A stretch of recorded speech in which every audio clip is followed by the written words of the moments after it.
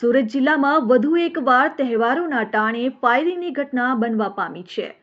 સુરત જિલ્લાના માંગરોળ તાલુકાના પીપોદરા જીઆઈડીસીમાં રાત્રિના 9 વાગ્યાની આસપાસ એક કપડાની દુકાન ચલાવતો વેપારી બ્લેક કલરની મોપેડ લઈને જીઆઈડીસીના મુખ્ય રસ્તા પર પસાર થઈ રહ્યો હતો, જે દરમિયાન બાઇક પર અજાણ્યા બે ઈસમો આવ્યા અને 3 થી 4 રાઉન્ડ ફાયરિંગ કરી વેપારીને ઈજાઓ પહોંચાડી હતી। લોકોના ટોળા એકઠા થઈ જતા આરોપીઓ ભાગી ગયા હતા અને ઈજાગ્રસ્ત ઉગ્ર સાહુ નામના કપડાના વેપારીને 108 એમ્બ્યુલન્સ મારફતે સુરતની નવી સિવિલ હોસ્પિટલમાં ખસેડવામાં આવ્યા છે।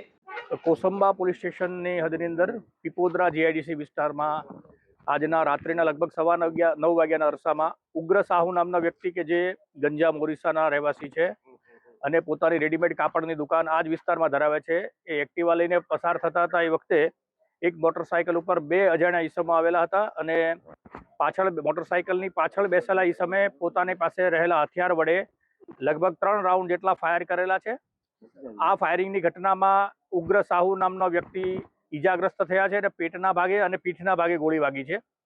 ઈજા પામનાર વ્યક્તિને સિવિલ હોસ્પિટલ સુરત ખાતે સારવાર માટે મોકલેલા છે।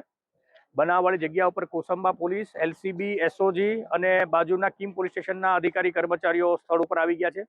આ ઘટનામાં સંડોવાયેલા આરોપીઓને પકડવા માટેની નાકાબંધી કરવામાં આવી છે અને પકડવા માટેની તજવીજ ચાલુ છે। બનાવવાળી જગ્યા ઉપરથી 2 ખાલી કેસ મળ્યા છે અને એક મિસફાયર થયેલો રાઉન્ડ મળ્યો છે।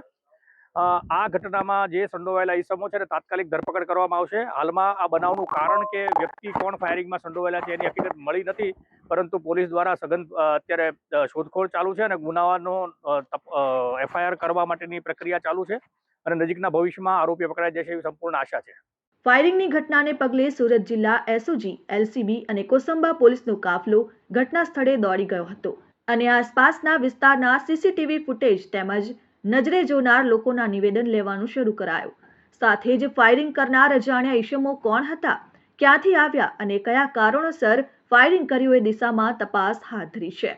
ત્યારે બનેલ ઘટનાને પગલે લોકોમાં ભયનો માહોલ ફેલાઈ ગયો છે। Bureau report, RN news, Pipodara.